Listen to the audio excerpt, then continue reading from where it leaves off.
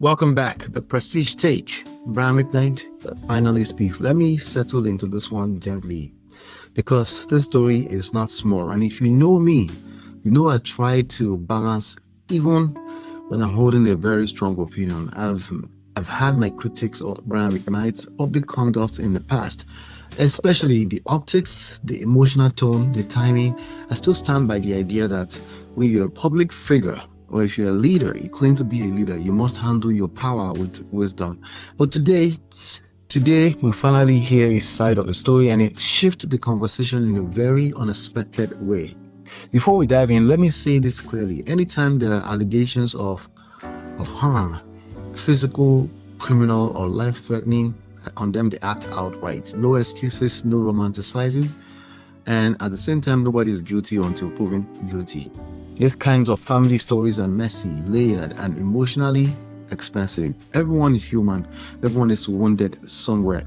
So let's walk through this with clarity, compassion, and strategy. Now, let's get into it. The story starts long before the fame, long before the stage lights, long before anyone was Brian McKnight. As we know him, high school days, young love, and maybe, as he now says, not love at all.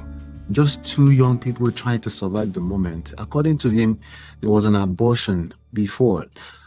Then another pregnancy by way of him, and they promised that she would end it again. He flew off to sign a record deal, big dream, big moment, and came back to a surprise. The baby crying was not happening anymore. Not an easy situation. She comes from a Seventh-day Adventist home just like himself. His mother was a pianist in the church, and having a child outside of marriage was a no-go. So they got married. September, wedding, baby in November. No honeymoon period, no settling into love, no foundation, just two young people thrown into adulthood with a ticking clock already running. They lived in her parents' home, something like that, in Huntsville, somewhere. He was writing songs for $400 a week, and let me tell you, $400 doesn't stretch far when bills and responsibility are already waiting at the door, right? They had agreements, some practical, some questionable. He says he agreed not to change diapers, and that was their arrangement. I won't lie, I first heard that, I was like, okay, all right, but at the end of the day, these are young people. These are young two people married that were not supposed to be married. And the marriage was not built on an emotional partnership, so it was built on emergency. They separated 4 times during the course of their marriage, and the first time within the first 2 years, and they still stayed married for about 13 years. He says he stayed for the kids, but he also says something far heavier. I was never in love with their mother. They weren't made from love. My people, let's pause there. Because whether you agree with this expression or not, the emotional fallout from raising children inside the loveless foundation, it's real. Kids feel that, parents feel that, and the resentment doesn't ask for permission before settling into the house. Now, 1998, one of the boys, one of his 2 boys, but he had with Lily, was already feeling resentment towards him. And Brian says he himself knew deep down that they weren't truly a family unit, not in the emotional sense, at least from this story, right? He says she had been lying to herself, possibly, so then they separated anyway in 2001, finally divorced in 2003 when the boys were 14 and 11.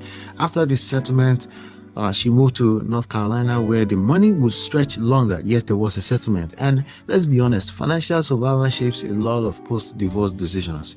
He admits something insightful here. It could have been worse for me financially, but I'm a very smart guy, he says. He gave up percentages of his songs he wrote during the marriage.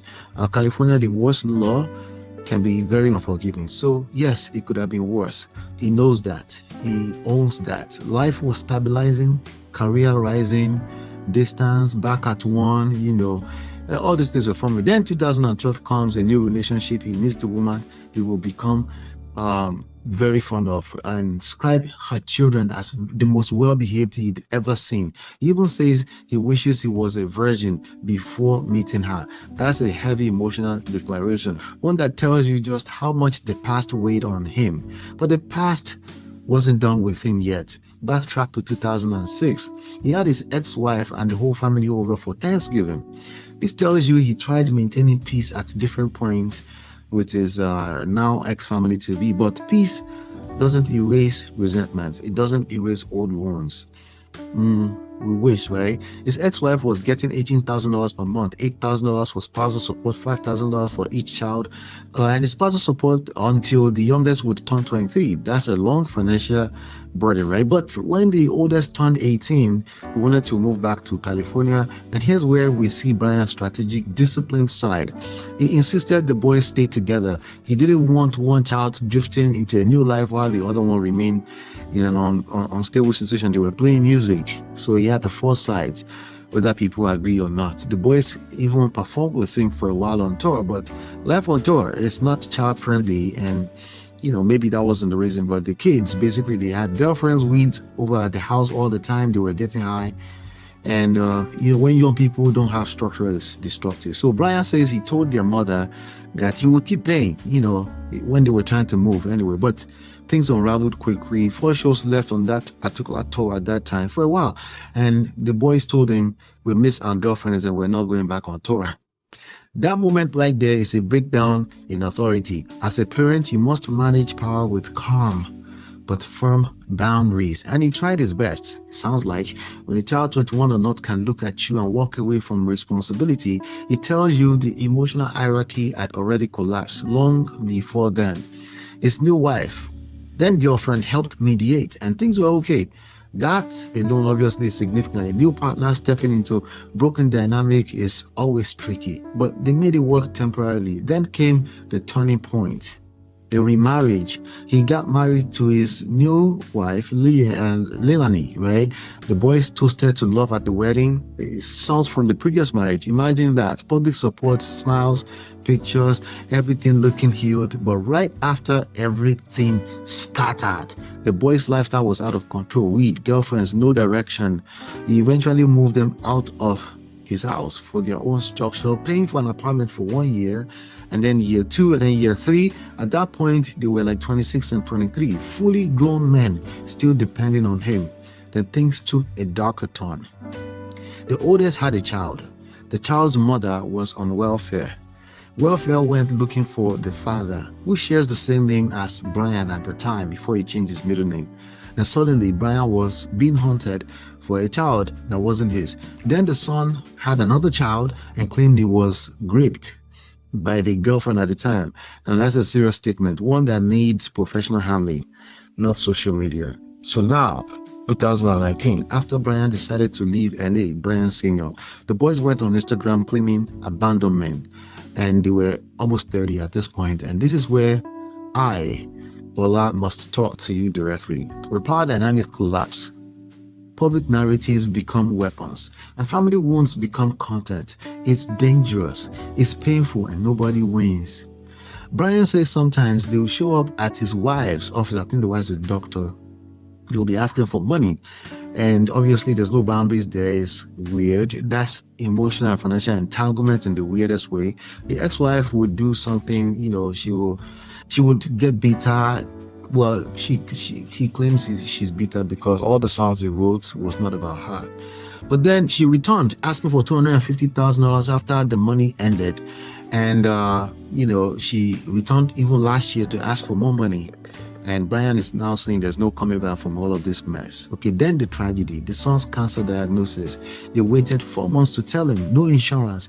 By the time he found out, it was stage 4, monthly, 20 months according to him. And Brian says something haunting. He didn't have to die. 91% caught early with colon cancer. They're curable. He believes they murdered him through their living gas. And that's a staggering position, and I won't debate its truth. But I will acknowledge the weight of his grief. A father losing a child he was estranged from, and he was trying, even though they were estranged, while feeling kept in the dark, can produce anger that has no roadmap. Meanwhile, the son's partner, Leilani, the wife, was speaking to the son's partner, trying to get them help, even if they don't know it's coming from them, right? It's layers of pain that are buried in that situation. So the ex-wife, she went on radio claiming that the son was healed when they asked her about the son. And then imagine hearing that your son was healed and then he's actually dying.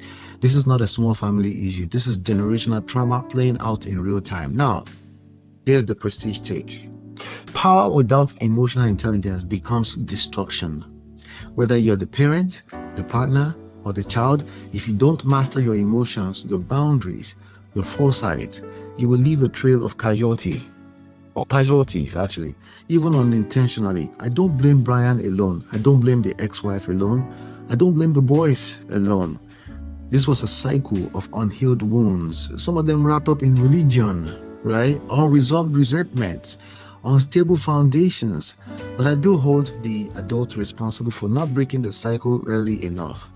I also honor the pain on all sides because pain is not a competition. Everyone here lost something. Someone lost love, someone lost direction, one lost his life. This is why emotional intelligence isn't lottery, it's survival. Now, I want to hear from you about this Brian McKnight family saga. What do you think each person in this story, Brian, his ex-wife, his sons, well, one is passed now, even his new wife, could have done differently to break this cycle earlier? I'll be right back.